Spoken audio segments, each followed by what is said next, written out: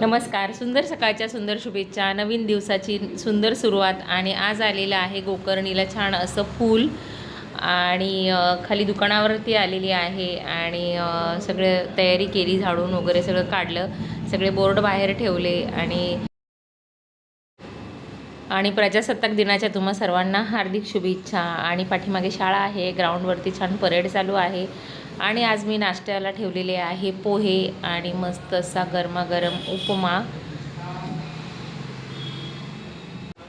आणि आज द्यायच्या होत्या मला पुरणपोळ्या, तर छान असं सगळी तयारी करून घेतली आणि पुरणपोळ्या करायला घेतल्या.